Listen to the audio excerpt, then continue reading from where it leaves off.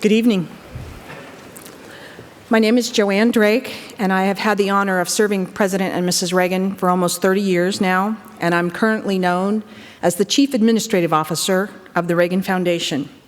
It's my pleasure to welcome all of you here this evening. In honor of our men and women in uniform who defend our freedom around the world, please stand and join me in the Pledge of Allegiance, and remain standing for the singing of our national anthem by former Los Angeles Dodger Ralph Moriello, who a few of you may recognize as a pitcher in the Dodger organization from 1958. I pledge allegiance to the flag of the United States of America and to the republic for which it stands, one nation, under God, indivisible, with liberty and justice for all.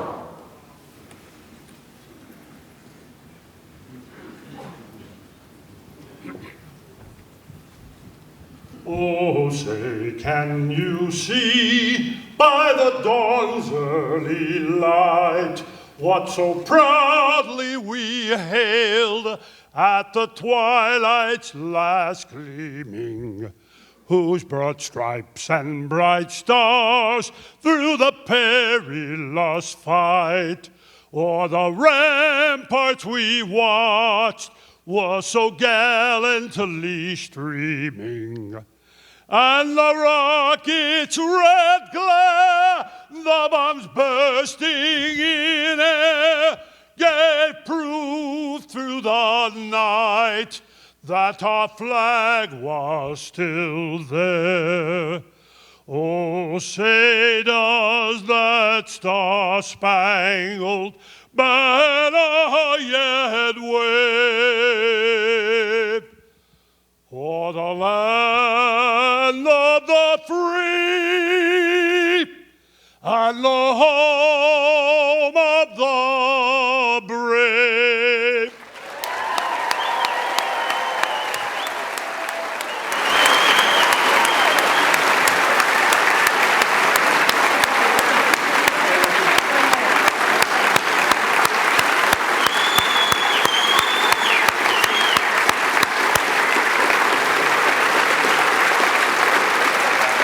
We rarely get such a treat, so thank you, Tommy, on both counts for coming and having Ralph sing for us.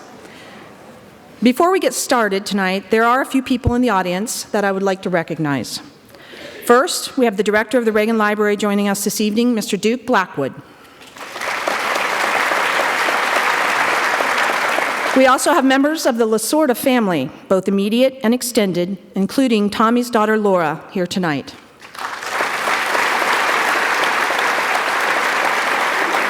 And a great friend to the Reagan Library and the voice of our baseball exhibition audio tour. All of you Dodger fans out there probably know him as one of the voices of the Dodgers for over 25 years, Mr. Ross Porter and his wife, Linda.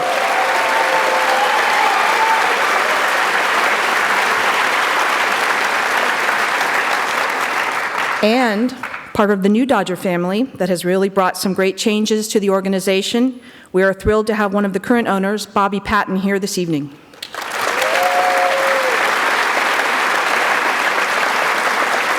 And finally, our former Congressman, Elton Gallegly, and his wife, Janice, are with us.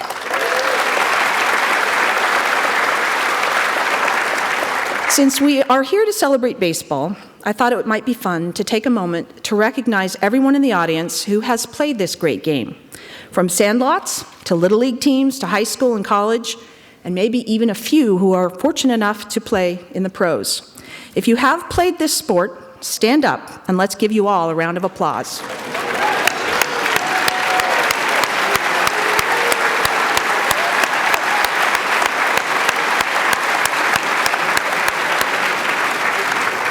The game starts right after the event. When the Reagan Library set forth to create an exhibit on America's great pastime of baseball, there was no doubt in our minds that we needed to invite Tommy Lasorda to come speak. Tommy has said there are three types of baseball players: those who make it happen, those who watch it happen, and those who wonder what happened. This same thing could be said for managers. I think we can all agree that Tommy is one who has made it happen for Los Angeles, the Dodgers, and baseball for 65 years. Thank you, Tommy.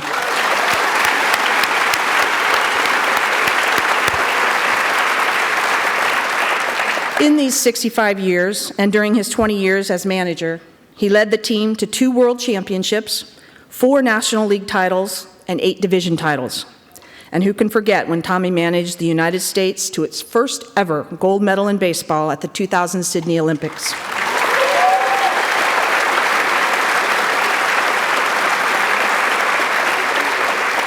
During his time with the Dodgers, he became very close friends with Ronald and Nancy Reagan, even spending the evening together the night of the 1984 election for President Reagan's second term.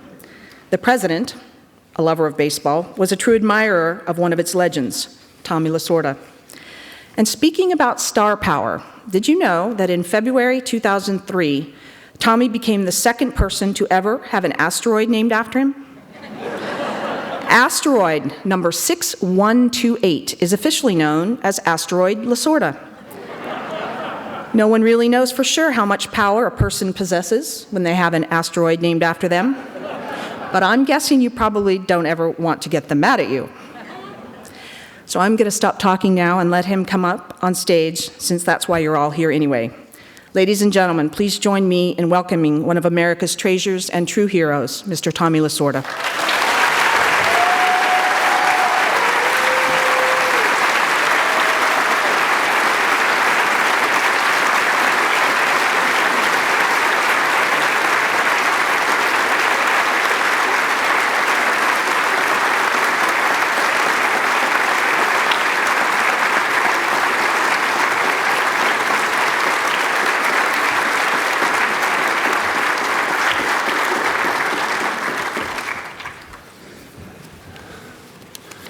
Thank you very much. After listening to that introduction, I thought I had died. Ralph and I were teammates. Ralph, I'll tell you right now, you're a better singer than you were a pitcher.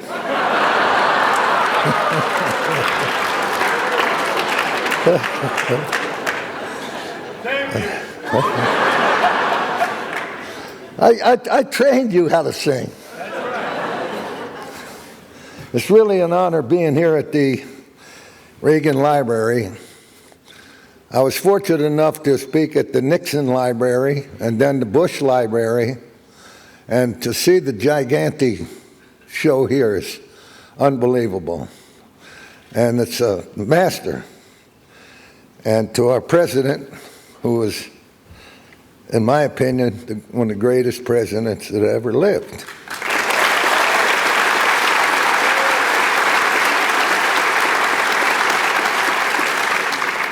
The first time I met President Reagan was at Frank Sinatra's home, and he was the governor of our state. And then the next time I saw him, he was going to be running for the President of the United States. And I talked to him. I met him in Chicago, and I said, "I think you're going to win big." And he said, "If I don't, can you get me a job as a sportscaster?" But I want to read something that maybe could be a lesson to all of us in this room. If I can get my glasses on. It's amazing about this. It says, wrong email address. A lesson to be learned from typing the wrong email address. A Minneapolis couple decided to go to Florida to thaw out during a particularly icy winter. They planned to stay at the same hotel where they spent their honeymoon 20 years earlier. Because of hectic schedules, it was difficult to coordinate their travel schedule. So the husband left Minneapolis and flew to Florida on Thursday, while his bride flying down the following day. The husband checked into the hotel. There was a computer in his room, so he decided to send an email to his wife.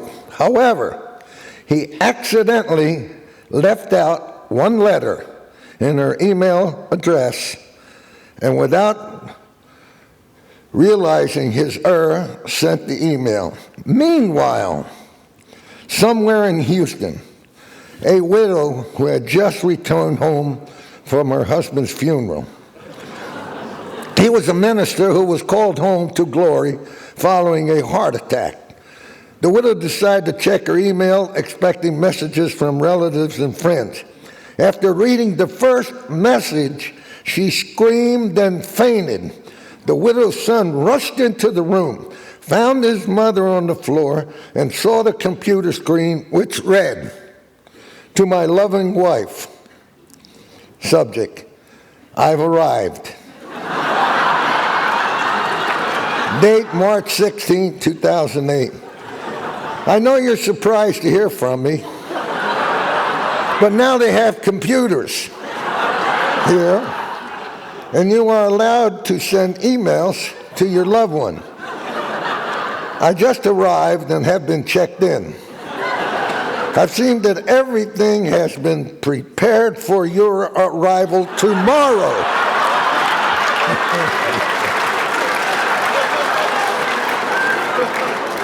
Looking forward to seeing you then. Hope your journey is uneventful as mine was. P.S. Sure is freaking hot down here.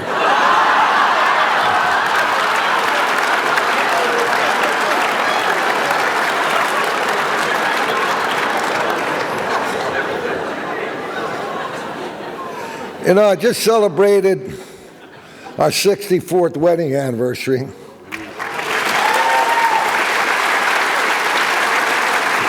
Don't applaud me, applaud my wife.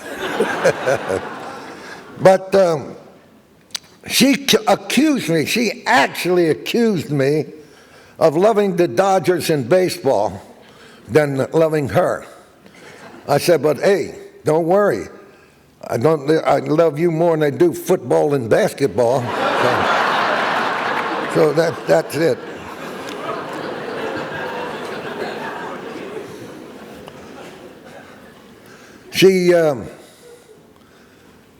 She is a great person. God gave me the greatest person he could give me. And I've seen her one time out of character. I was speaking to a group of FBI agents in Los Angeles, and after it was over, we were talking and having a couple of drinks, whatever, and by the time I got in my car to go home to Fullerton, I looked at the clock and it said 3 a.m. I said, oh my God, 3 o'clock in the morning. So I turned the lights off when I pulled into the driveway, not to wake her. I got out and I closed the car very softly, the door. I opened the front door and I took my shoes off. I'm sure many of you guys have done this. And I tiptoed in. I took about 7 steps and the lights went on. Where you been? 3 o'clock in the morning. You're out every night speaking, having a good time, and I'm sitting here waiting. I said, hey, hold it. Hold the phone. And I reached up into the liquor cabinet, and I took down a bottle of vodka, which I sampled in those days, and I poured some in a glass. I said, taste this. She said, I don't drink, you know that. Get it away from me. I said, just all I want you to do is take a sip. She said, I don't want to take a sip. I said, just take a sip. That's all I'm asking you. And she went like this. This stuff is terrible. And I said, see, you think I'm out enjoying myself every night.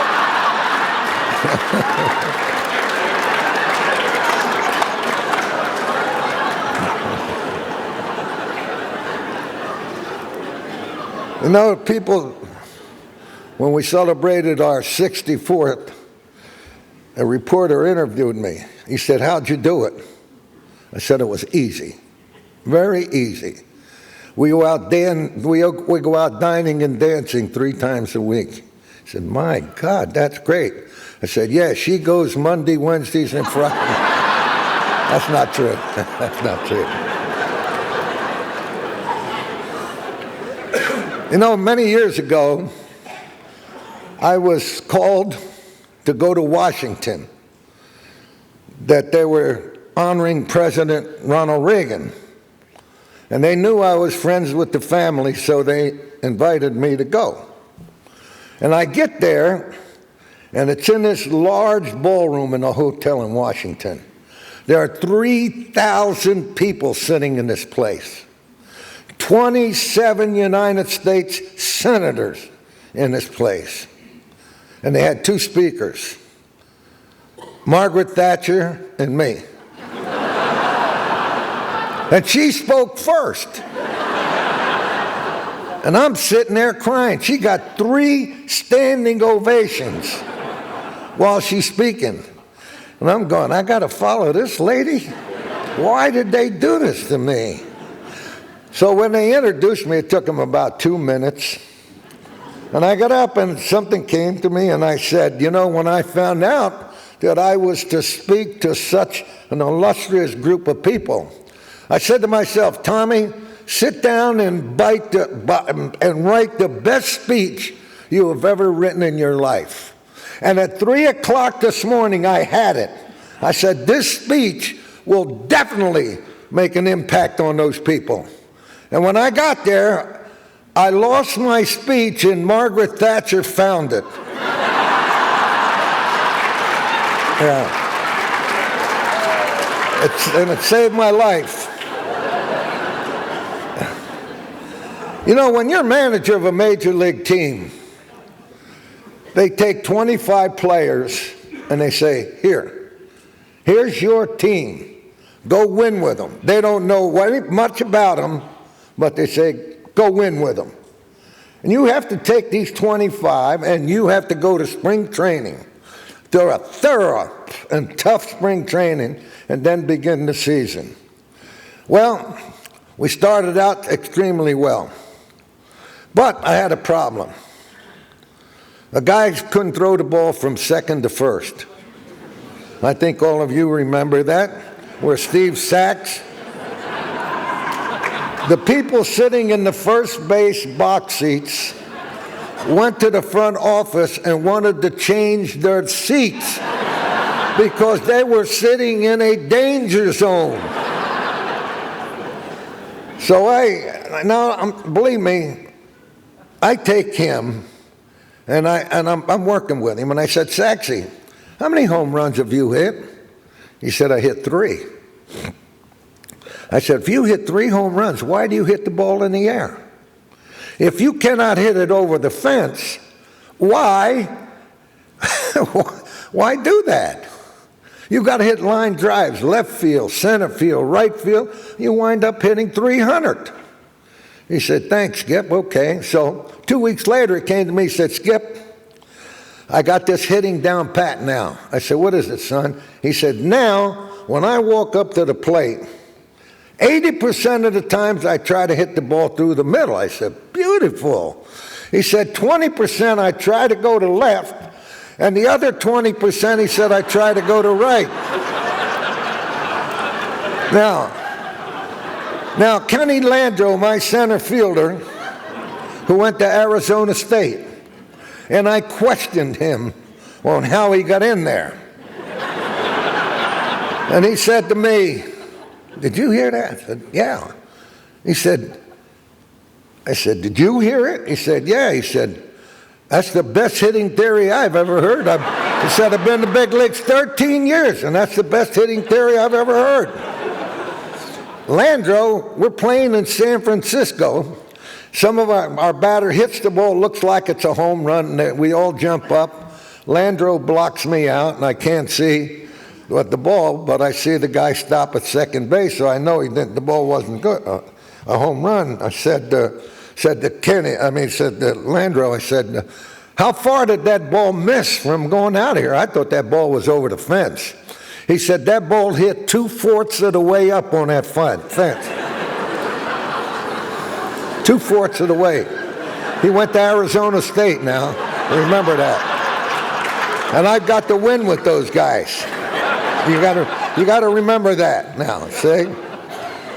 Yeah, Saxy, in baseball you have signs. Take, bunt, hit and run, and steal. 4 signs. Now you would think that nobody could miss those signs, but they did.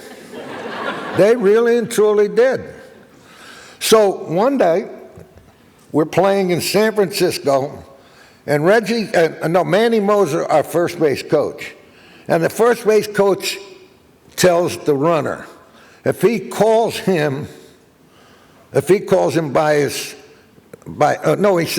he winks, you look over, and if the first base coach did that, you know the steal sign is on, right? Yeah. So when we're in San Francisco and Saxy's on first base, and I give the steal sign and he doesn't run. Well, I figured, I told him, if you don't get a good jump, I don't want you to run because you're going to be thrown out. So I give a steal sign again, and he doesn't go again. And I give him the steal sign again, and he doesn't go, and they hit a ground ball, short, second, first, double play. When they come in, I said to Manny Moda, I said, Manny, did he look at you? He said, yeah, he looked at me. I said, did you wink? He said, yeah, but he winked back. Okay. Now let's go ahead 3 more years now. Now we're in Philadelphia. Now Reggie Smith's the first base coach. Steve Sachs is on first base, and I give the steal sign, he doesn't go. I give the steal sign again, he doesn't go. Now he calls timeout, and he walks over to talk to Reggie Smith, and I'm going, what's going on out there? I mean, you got only a couple signs. He don't have to worry about the bunt sign. Now he's down to 3.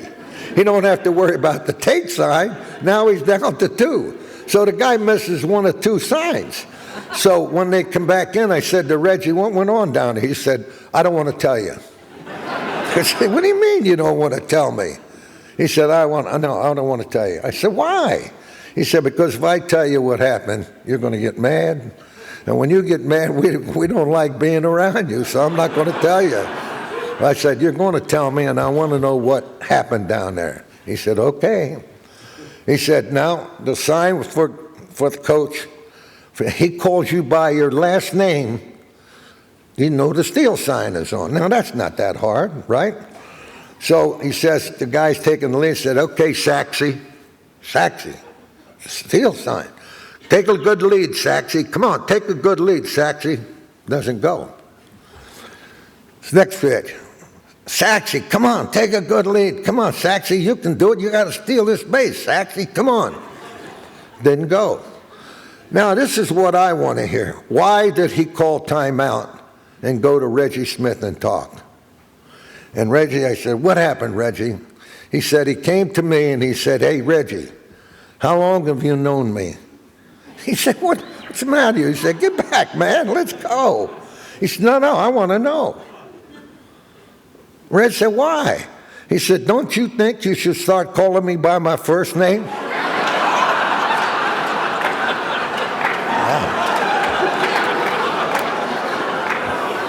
And you got to win with those 25 guys. Remember that. All right. I could remember we're playing a big series with the Cincinnati Reds. We go into Cincinnati, and I say, man, I better go to church, man. I need a lot of help with this club. When battle that big red machine.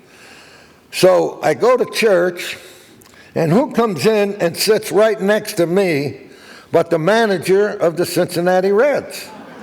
Sits right there. Now, I know why he was there, and he knows why I'm there. So at the conclusion of the Mass, he and I are walking out the center aisle together. And as we approach the front door, he says, wait for me outside, I'll be right out. So I said, where's he going? The Mass is over. And I watched him, and he went to the side of the church, and he knelt down and he lit a candle. So I go over that side. I go in front of the altar. When he left, I went down and blew that candle out.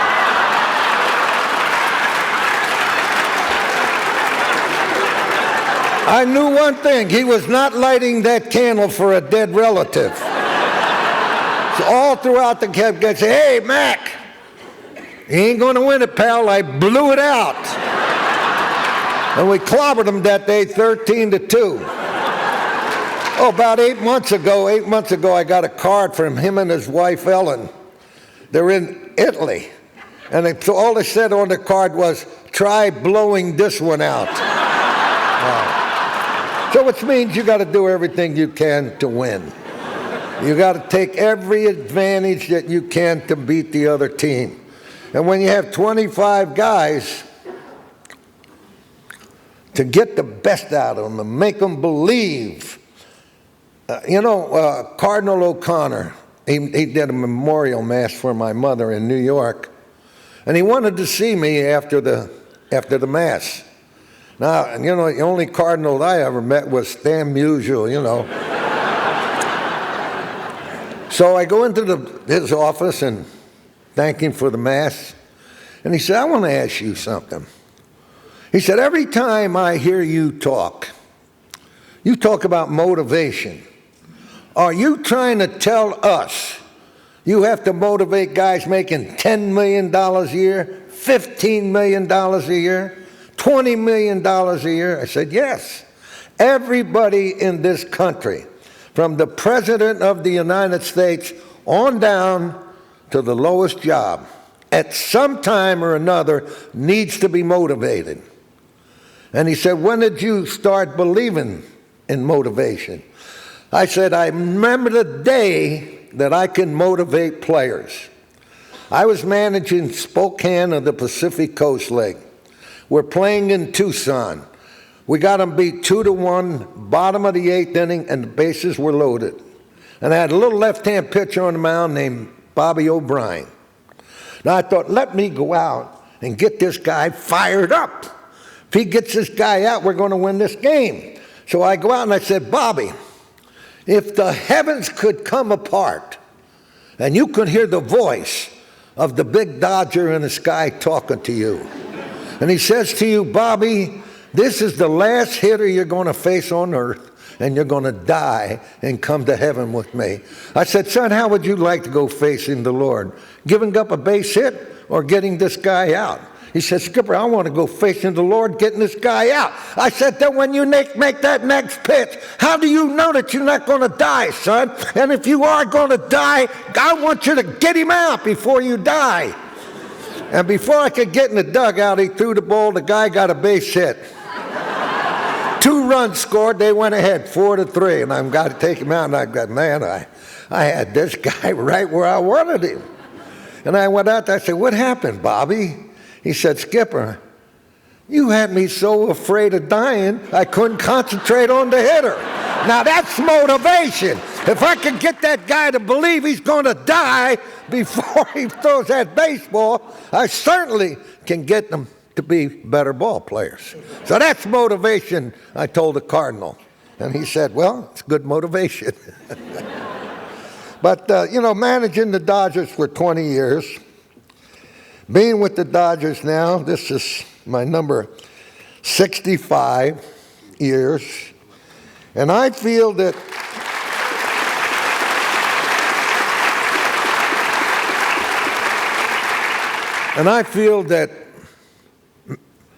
managing the Dodgers was a privilege and an honor. And I tried to uphold that tribute. I tried to represent the Dodgers in the highest class of dignity and character. When you're one of only 20, when I was managing then, I was 16, 8-8. Now there's 30 major league teams. So you have to represent your team. No matter where you go, you represent. When I go to fight, I got in a fight in a bar, they don't say, "There's Tommy Lasorda from Norristown, Pennsylvania." They say, "There's Tommy Lasorda of the Dodgers." So I always tried to do that in the 20 years and then the 64 years I've been with them. And it's a privilege to be able to be a manager of a major league team. Now, I watch games today, and I'm amazed at the salaries that they are paying today. It's just unbelievable. I thought they're paying with a lot, kind of money they pay these guys with. It's amazing. With Kershaw, he gets so much a pitch. Every pitch he throws, they measure it out. When I was pitching, somebody pitched you through a game that counted. That's what it does, the difference. So I believe without a doubt that I am really a lucky guy. Married 64 years and married to the Dodgers for 65 years. And I love every minute of both. You know, when we wake up in the morning, thank God we're alive.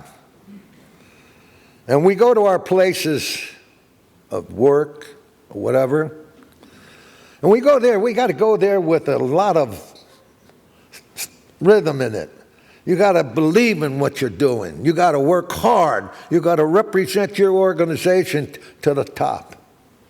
And you got to pay the price. As she said a moment ago, that I said there were 3 types of people, and that's true. You got to make it happen in life, just as well as in baseball or any other place.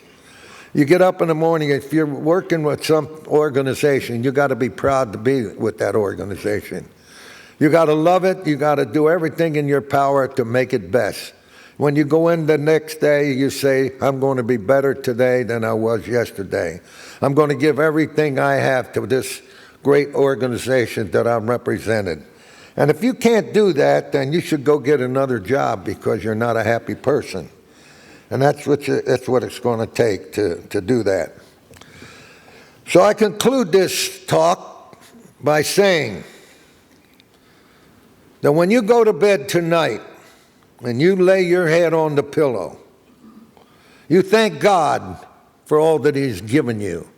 Sometimes you might feel cheated, denied, or deprived. Just look over your shoulder and see how many people are worse off than you. So you must be thankful for what you have. And if you have any compassion in your heart, you'll say a prayer for Tommy and the Dodgers. Thank you. You're going to do some Q&A? Stand there, Luke.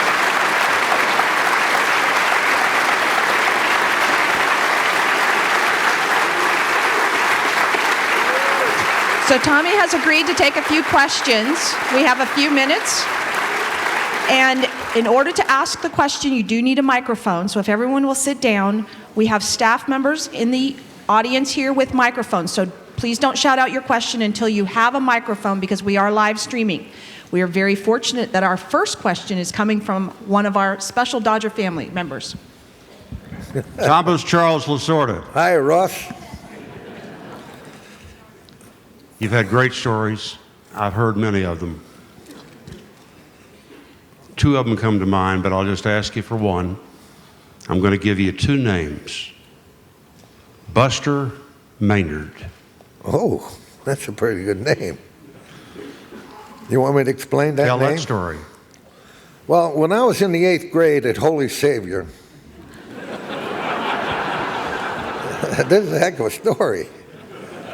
And I heard that the nun was going to take the patrol officers down to Philadelphia to see a major league game free of charge.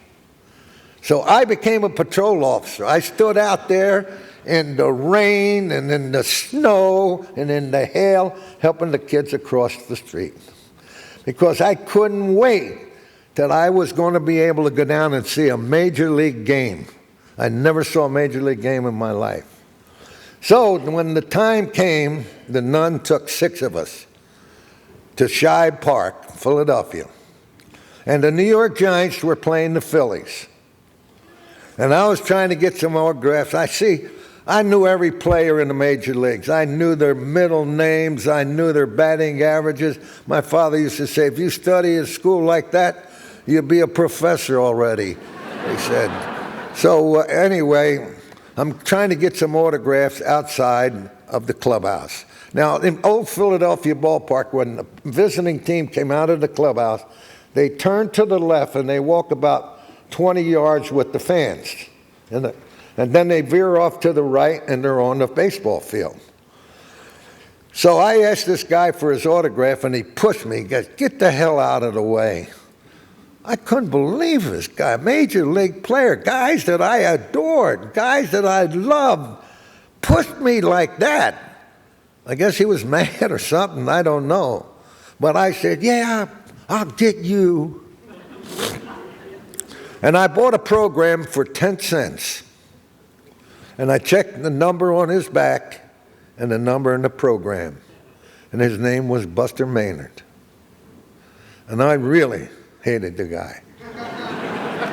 I'm going to say 6 or 7 years later, I'm now pitching in the Sally League.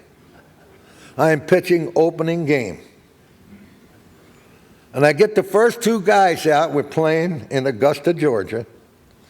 I get the first 2 guys out, and I hear the guy on the public address say, "Now batting for the Augusta Yankees, the left fielder, Buster Maynard." I said, "That's the rat that pushed me."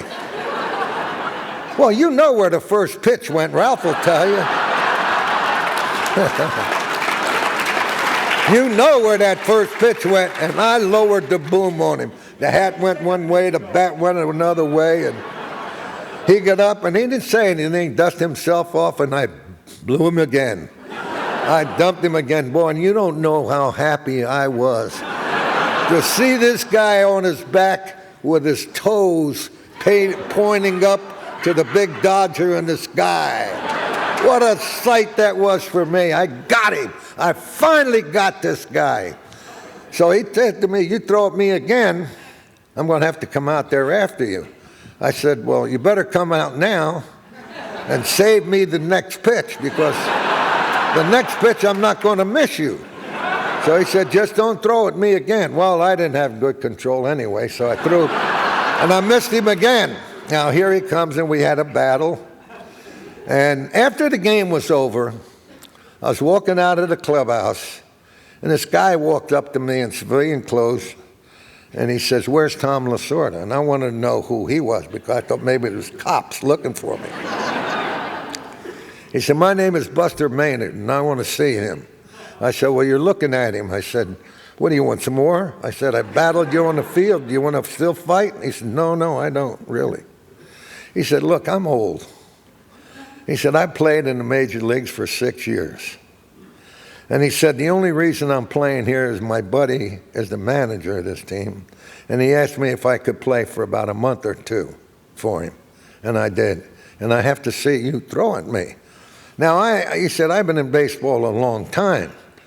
I know there's only 2 reasons why a guy will deliberately throw at a batter. Number 1, he doesn't like him. Number 2, the batter's getting a lot of hits off him, so he's got to teach him a lesson." He said, "Why did you throw at me?" And I told him the story. I said, "When you come out of the clubhouse in Philadelphia, I asked you for your autograph, and you pushed me away. And I was screaming at you. I looked on the card, and I saw your name, Buster Maynard. And I finally got you." He said, "Are you serious?" I said, "Yeah, I'm serious." Yeah. And he walked away shaking his head. Didn't believe it. But I told my players always that story. I said, "So when that young man asks you for your autograph, give it to him.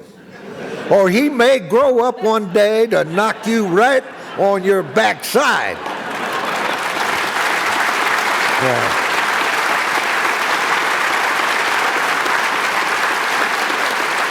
All right, over here.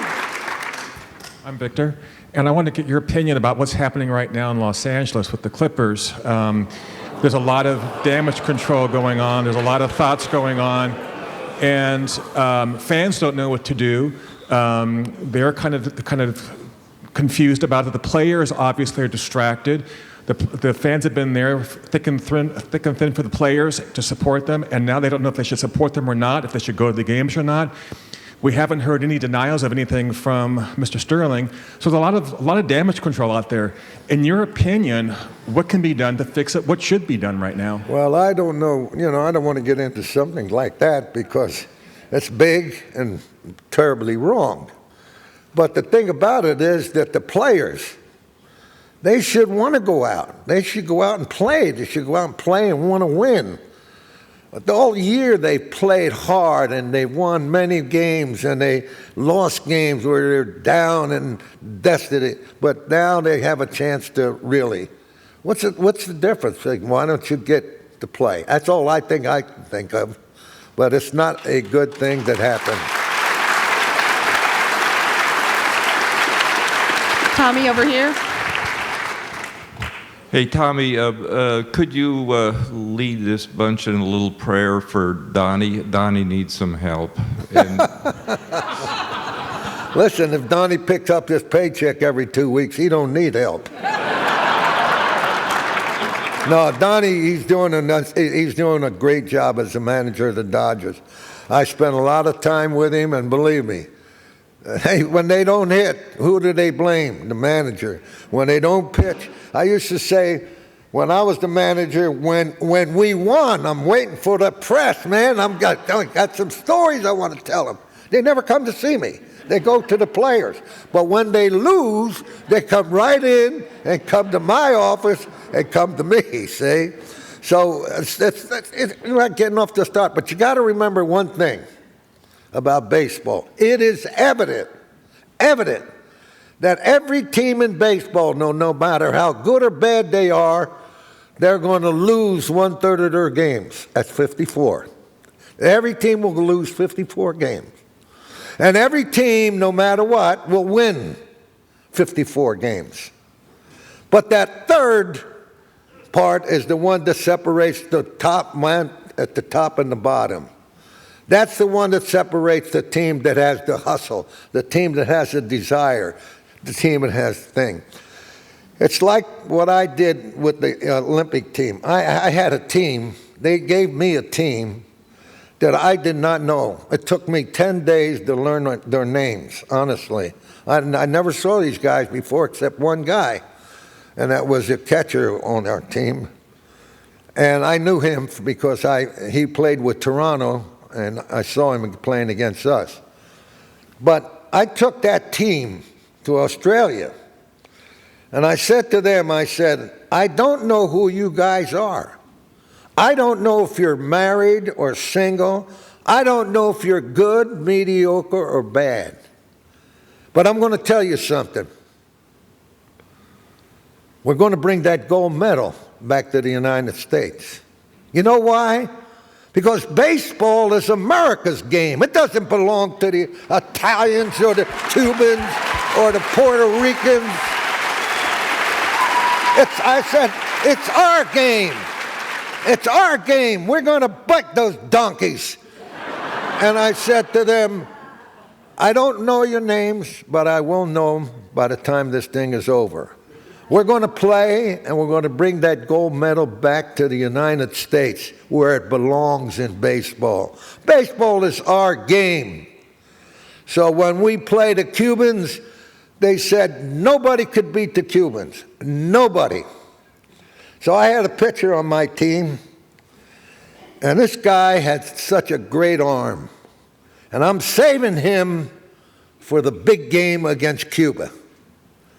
Ben Sheets. So we're eating dinner. Ben and I are eating dinner. And I said, Ben, tonight you're going to pitch the biggest game of your life, Ben. Ben, you may go to Milwaukee and maybe win Cy Young. You may go to Milwaukee and maybe win a World Series. But tonight, Ben, you are going to pitch the biggest game of your life. You're going to pitch the game for the United States of America. And he looked at me and he said, who are we playing? So I knew the Cubans couldn't intimidate this guy. Because we were guaranteed on that. And by golly, we brought that gold medal right here where it belongs in the United States, and it may be the last time. We have a question right here in the middle. Could you tell us a little bit about Kirk Gibson's home run? That was a great one, without a doubt. But I want to tell you something. You know, there was a little strategy on that play.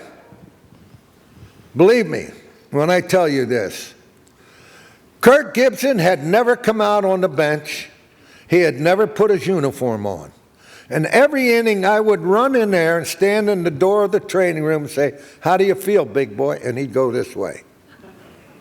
Every inning.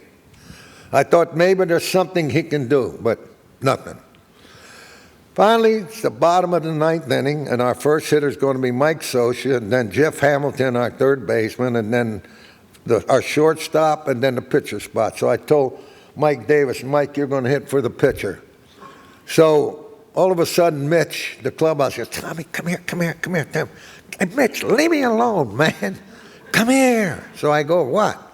He said, "Gibson's up the tunnel, and he's got his uniform on, and he says he can hit for you." So I run up there. I said, "Is that right?" He said, "Yeah. If you need me, I can hit for you." Okay. So I run back down. Now we changed the lineup. Now I'm going to have Mike Davis hit for the shortstop. I'm going to have Gibson hit for the pitcher. And now, when it was Davis up there hitting, Gibson wanted to go on the on-deck circle. And I said, no. Everybody in this ballpark, including those guys up in the press box, all think you cannot play in this game. So just sit here with me. And I put Dave Anderson on the on-deck circle. Now, Dave Anderson had about as much chance of hitting Eckersley as a one-legged man has in a fanny kicking contest. So naturally, the catcher telling him, "We're not pitching to this guy, we're going to pitch to Anderson." So they walk Davis to pitch to Anderson. And that's when I said, "Okay, big boy, get out there now." And when he got out of that dugout, he electrified the fans. I never heard anything like it. I got goosebumps when I saw him walk up to the plate. So I said to my coach, I said, "We're going to give him 2 shots to hit the ball out. If he doesn't, then we'll play for a tie, because Saxey's going to be the next hitter."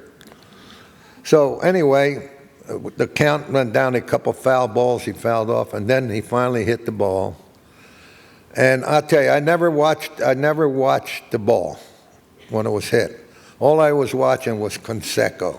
And I saw him go back, and back, and then when I saw him against the fence, I knew the ball was in the seats. And that was one of the most dramatic home runs that I've ever seen in baseball. I've seen a lot of great home runs of great importance, but none had the drama attached to it than that one did. And when the LA Sports Council went to voting on what was the greatest team in the history of Los Angeles, they voted on those Dodgers. So that's the way that was.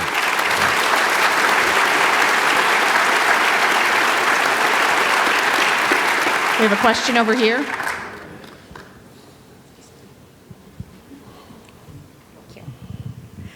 Well, first I have to say, you and I share the same birthday. Really? So that's just awesome to me. It's a lucky day. September 22nd? Absolutely. Lucky it is. day. To hear you just describe that about Gibby, he's just always been like my love, but I want to ask you, in all these years and working with the Dodgers, besides the wins and the losses, what has been the best and what has been the worst part of that? But the best and the rest, huh? That's pretty good. Well, I'd have to say the best part of the thing was when I got the job.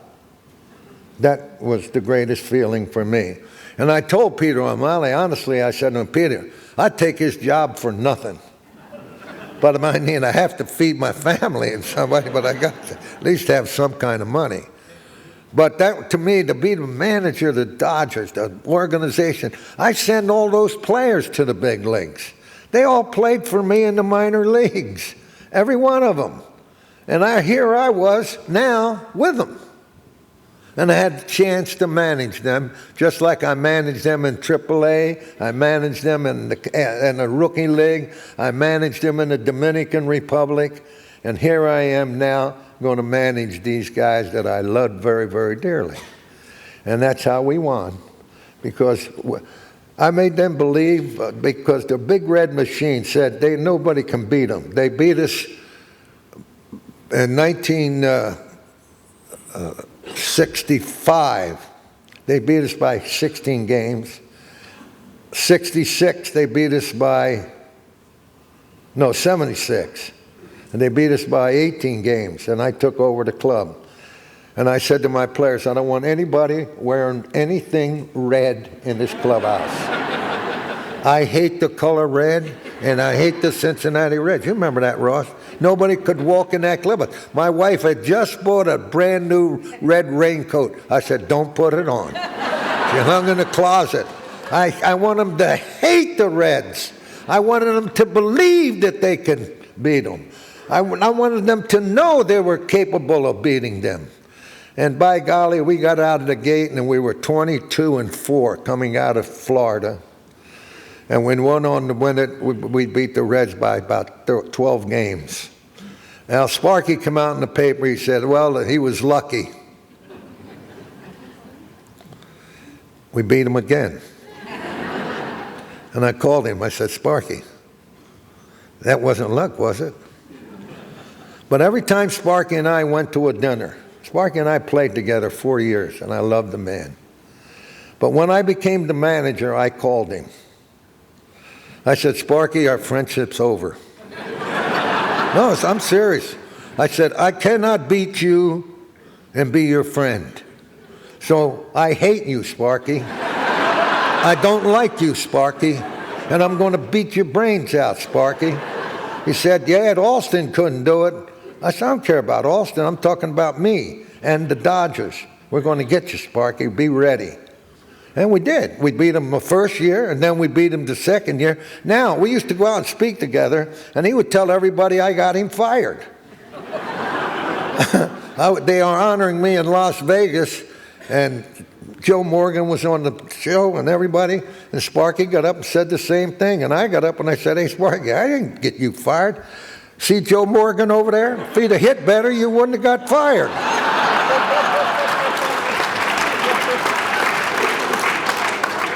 But in the 20 years that I managed the Dodgers, I'm going to say this to you. I couldn't wait till I got to the park. I could not wait till I beat some team. I could not tell you how much I enjoyed the fruits of victory. That was what I battled, and I had the players battling for it, and the players believing in it. So the 20 years that I was there, I cherished those years. I had great, great times. I had some times, bad times, but I think everybody has bad times in life. But I had good times, a lot of times.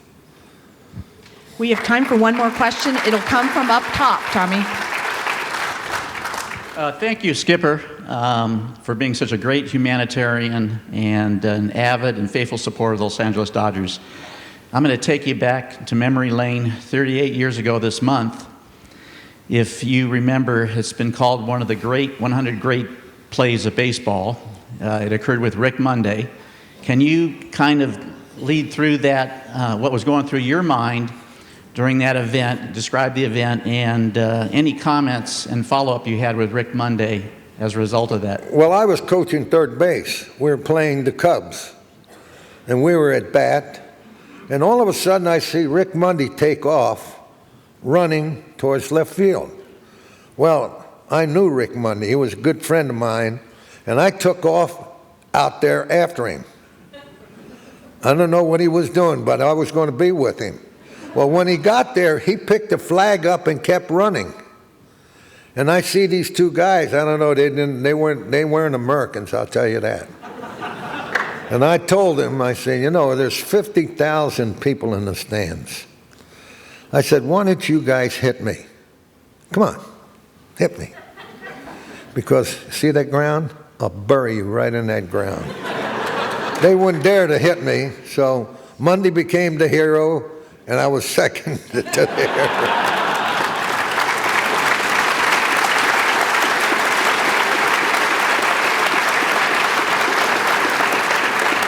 Thank you, Tommy. I've enjoyed this time with you today. You know, I'd like to see people laugh. Laughter is the food for the soul. When you can laugh, you can forget whatever problems you might have in life. And today we laughed. And today I was proud to be here today, being your speaker for the day. Thank you very much.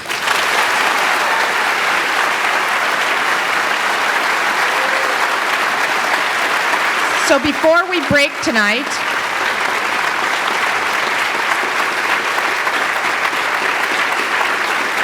we have a little gift for Tommy. In 1997, Tommy was inducted into the Baseball Hall of Fame as a manager. On August 15th of that same year, the Dodger organization retired his jersey number 2. So in a token of our appreciation for tonight, we'd like you to have a limited edition bat from the Reagan Library with President Reagan's signature on it, number 2.